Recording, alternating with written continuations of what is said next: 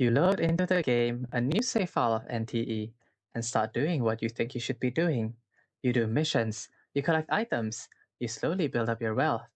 Then, you use that wealth to buy more items, which then makes your account more valuable. That is the intended strategy. But the intended strategy is slow. In NTE, you can only earn up to 700,000 a week, and a high switch earns you a million every 2 weeks. You need tens of millions to progress up the stages, and you don't want to wait that long. Lucky for you, this game's valuation system is broken.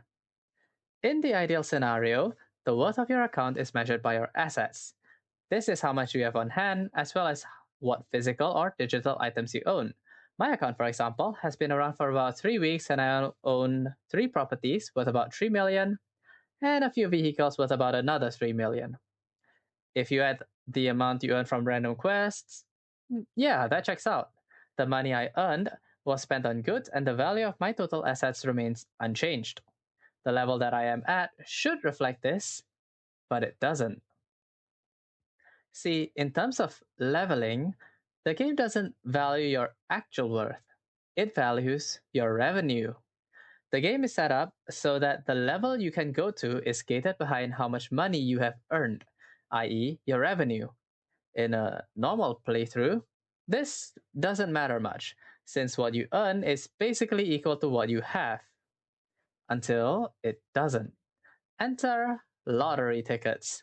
I say lottery tickets with a huge pinch of salt because they work almost completely not like what they should. For one, their expected value, the amount of money you get when you buy one of these, is essentially zero. This means that when you spend money here, you get about the same money back. Another thing was that the money that you earn from the scratch-offs count as revenue. I'm sure many of you can now see where this is going. So essentially, what you two are doing is you take a dollar bill and you pass it to the cat counter. The counter takes the dollar bill, passes you a scratch-off ticket, and records a revenue of $1. The scratch-off wins you then a dollar, which you claim from the cashier. You then mark it off as a revenue of $1. In reality, neither of you are creating any value whatsoever.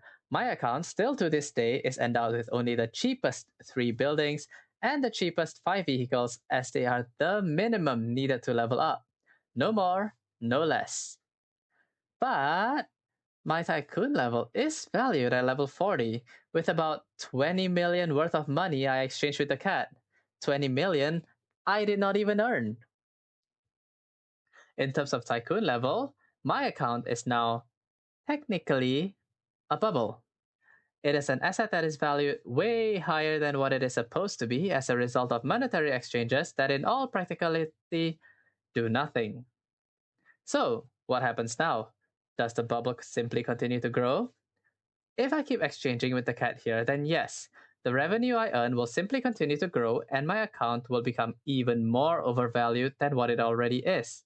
In terms of tycoon level, of course, I still only have 3 buildings and 3 cars. Now, the devs technically could intervene in something like this, but I am not the only account who did this. No, far from it.